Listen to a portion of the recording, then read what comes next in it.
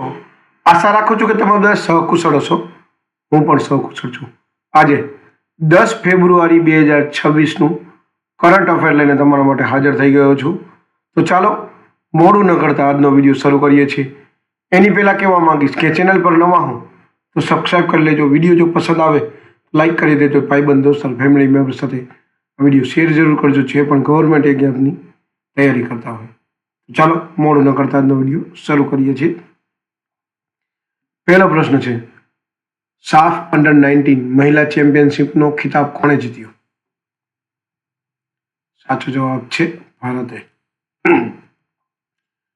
બીજો પ્રશ્ન છે, 79મી સંતોષ ટ્રોફી 2026 કોણે જીતી? સાચો જવાબ છે બી, સર્વિસીસ. ત્રીજો પ્રશ્ન છે, જાપાનના પ્રધાનમંત્રી તરીકે કોણે પસંદ થયા? સાચો જવાબ છે સનાગા તાકાઇચી. ચોથો પ્રશ્ન છે, ઇઝુ બેસિનમાં વિશ્વનો સૌથી લાંબો સાપ ક્યાં મળ્યો? સાચો જવાબ છે ઇન્ડોનેશિયા. પાંચમો પ્રશ્ન છે, ઓપરેશન સરસ કઈ પોલિસીએ લોન્ચ કર્યું? ઓપરેશન સરસ કઈ પોલીસે લોન્ચ કર્યું? સાચો જવાબ છે દિલ્હી પોલીસે.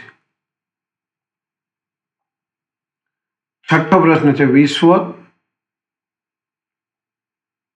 દલહન દિવસ ક્યારે મનાવવામાં આવ્યો? તો 10 ફેબ્રુઆરી.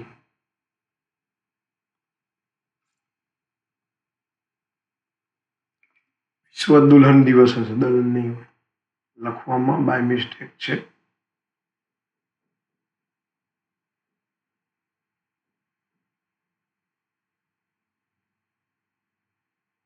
દલહન જ છે, વિશ્વ દલહન દિવસ.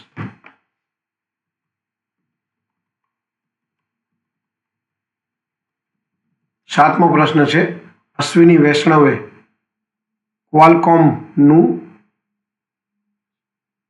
સેકન્ડ સેમિકન્ડક્ટર ચિપ ક્યાં લોન્ચ કર્યું? સાચો જવાબ છે બેંગલુરુ. આઠમો પ્રશ્ન છે, એશિયન ઇન્ડોર એથ્લેટિક્સમાં ભારત માટે એકમાત્ર સોનું કોણે જીત્યું? સાચો જવાબ છે તેજસ્વીન શંકર.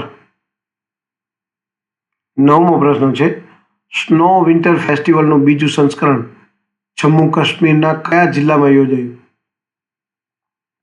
સાચો જવાબ છે કુપવાડા.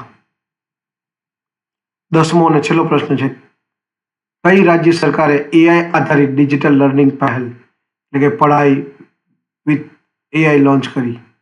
સાચો જવાબ છે હિમાચલ પ્રદેશ. તો આ હતા 10 ફેબ્રુઆરી 2026ના 10 કરંટ અફેર અને તેના જવાબો. જો તમે ગવર્મેન્ટ એક્ઝામની તૈયારી કરતા હોય તો વિડીયો વાંચી અને યાદ રાખજો, કારણ કે આવા જ વિડીયો તમારા માટે હું લાવતો રહીશ અને તમને દરરોજ કરંટ અફેરથી અપડેટ કરતો રહીશ. આજ માટે આટલું જ.